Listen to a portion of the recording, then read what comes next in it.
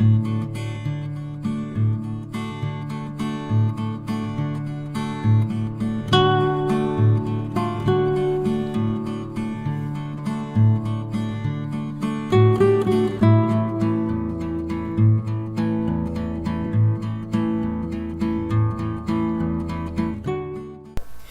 horsey people, this is Laura with Gone to the Horses, and today I am building an obstacle course. I like to build obstacle courses because it's something else I can do with my horse besides riding. Working him on the ground just has really so many benefits to it, and so I do obstacle courses every now and then because it does take some time and it takes up the entire arena, but I will build them and put all kinds of different things in there. And just some things that I did not add to this one that might be good ideas that you might want to use are putting balloons on some of the obstacles or on the outside on the arena. You can use that on the arena fence. Umbrellas are really good just to like sit in the arena. That's an awesome one. Tarps where they can stand and walk on, and you can actually put over them if they're patient enough for that. You can also use something that they have to walk under. We have a branch that goes over our arena that I'll hang stuff down on that they have to walk under. That's another really good one. This one here I'm building is a great confidence builder because it may have to go through, it's a squeeze, and they have to walk into that. And my mother, that's my mom, she's throwing a tarp over it, and it gives them something to look at. So they have to stand in there and be patient.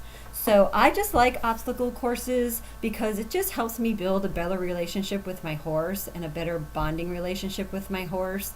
He has to learn how to trust me. He's got to pay attention. My horse is very reactive and he anticipates me all the time. So obstacle courses, he has to pay attention or he's going to get it wrong.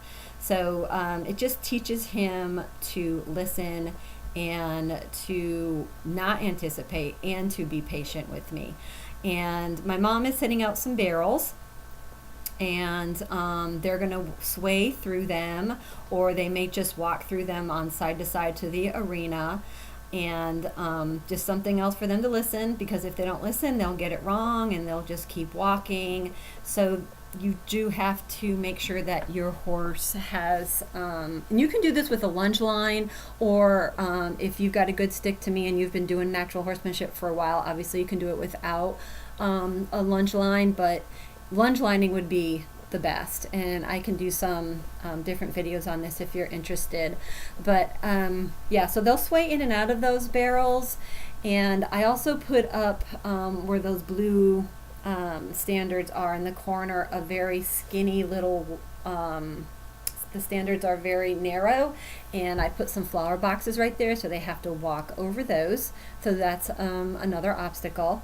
My mom is putting up a little jump that they will trot over, and there'll be a cone on the other end for them to stop at. And then I am also going to be putting out some cavalettis. And the best way to put out cavalettis as far as the space in between them is I just trot through them. And if I want my horse to slow down, I'll make him a little bit closer, and that way he has to pay attention. And that's the way I do it. I mean, I know you can go, you know, people say pace it out, but if I just trot through it, that seems to work really well, especially when I do it a couple of times and I realize kind of what works best for my horse. If you've got a horse that's really pluggy and slow, you may want to extend it out a little bit so they have to move through it, or they'll get in trouble. But those are cavalettis. And then the other one that I am putting out is just a little gymnastic, where it just has a little straight bar, and then I put some poles on the other side. They can walk or trot over this, but you know, they have to pay attention because the middle one, they've got to pick their feet up and know that it's there, so they have to listen.